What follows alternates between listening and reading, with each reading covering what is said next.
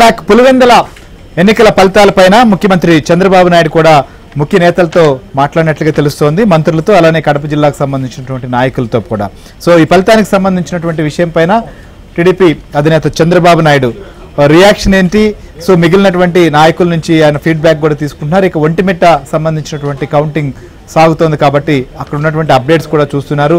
దాంతో పాటుగా బ్యాలెట్ బాక్సుల్లో కూడా కొన్ని స్లిప్లు వేసినట్లుగా తెలుస్తోంది. దీనికి సంబంధించిన అప్డేట్ మా AP bureau chief Ramarao Naidu తెలుసుకుందాం. రామారావు, ఏంటి ఫలితాలు వచ్చిన తర్వాత చంద్రబాబు నాయుడు కొంతమంది మంత్రులతో కూడా మాట్లాడినట్టుగా తెలుస్తుంది, ఏంటి అప్డేట్?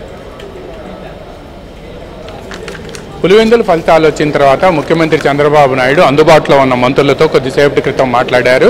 మంత్రులందరూ కూడా ఆయన టెలికాన్ఫరెన్స్లో మాట్లాడుతూ కూడా ఎవరూ కూడా విజయగర్వం చూపించవద్దు, పులివెందుల్లో 30 సంవత్సరాల తర్వాత ఎన్నికలు జరిగాయి, మేము ఓటు వేసాం, చాలా ఆనందంగా ఉంది, మీకు దండాలు అని చెప్పి బ్యాలెట్ బాక్సుల్లో ఓటర్లు స్లిప్పులు వేశారంటే పులివెందుల్లో పరిస్థితి ఎలా ఉంది అనేది కూడా స్పష్టంగా తెలుస్తుంది అని కూడా ఆయన వ్యాఖ్యానించారు. అదేవిధంగా మంత్రులు కూడా ప్రజల్ని ఎడ్యుకేట్ చేసే విధంగా మాట్లాడండి, విజయగర్వంతో మాట్లాడారు అంటే మనం గమ్యాన్ని మర్చిపోతాము, ఇక ముందు రాష్ట్రంలో ఏ ఎన్నిక జరిగినా విజయం తెలుగుదేశం పార్టీది కావాలి అని కూడా ఆయన మంత్రులకు చెప్పడంతో పాటు పులివెందుల్లో ప్రజాస్వామ్యబద్ధంగా ఎన్నికలు ఎలా జరిగాయి అనేది కూడా మీరు ప్రజలకు వివరించండి అని కూడా చంద్రబాబు నాయుడు చెప్పారు.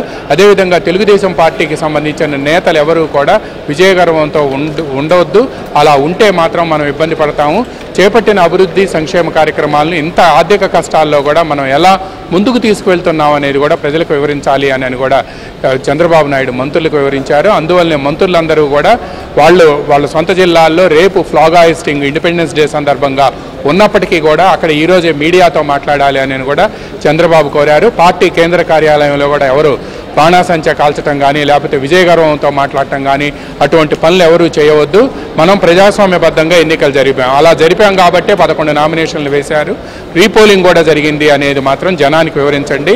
ఇటువంటి పార్టీ చేపట్టిన అక్కడికి వెళ్తే ప్రజలు ఏమన్నారు అనేది కూడా ఎన్నికలు జరుగుతాయా, ఇంతకు ముందే ఏపీ టీడీపీ అధ్యక్షుడు పల్లా శ్రీనివాసరావు ఏబిఎన్తో మాట్లాడుతూ మేము అక్కడ ప్రచారానికి వెళ్తే ఎన్నికలు జరుగుతాయా, మాకు ఓటు వేసే అవకాశం ఉంటుందా అని చెప్పి ప్రజలు అడిగారు అంటే పులివెందుల్లో పరిస్థితి ఎలా ఉందో కూడా అర్థం చేసుకోవచ్చు అని చెప్పి ఆయన వ్యాఖ్యానించారు.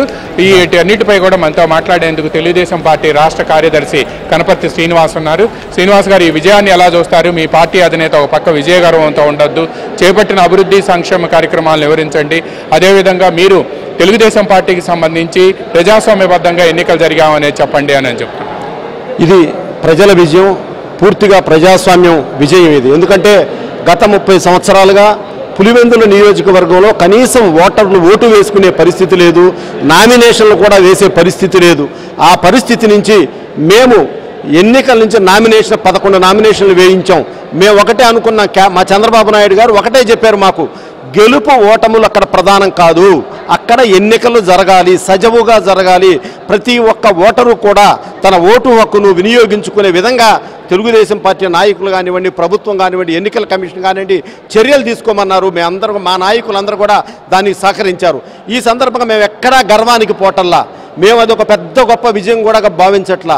అక్కడ మార్పు మొదలైంది. జగన్ ఇప్పుడైనా కూడా తన బుద్ధిని మార్చుకోమని చెప్పి కోరతా ఒకే ఒక విషయం గుర్తు చేస్తా ఉన్నా. గత ఎన్నికల్లో ఆయన ఒక ముఖ్యమంత్రి హోదాలో ఉండి చంద్రబాబు నాయుడు గారు, లోకేష్ గారు, పవన్ కళ్యాణ్ గారు, ఏబిఎన్, ఈనాడు ఇవన్నీ కూడా కలిసి వచ్చినా కూడా నా వెంట్రుక పీకలేరు అని చాలా అప్రజాస్వామికంగా మాట్లాడాడు. ఇవాళ ఏం జరిగిందండి? పులివెందుల ప్రజలే వెంట్రుకలు పీకటం కాదు, గుండు కొట్టించారు పూర్తిగా. మరి దానికి నువ్వు సమాధానం ఏమంటావు?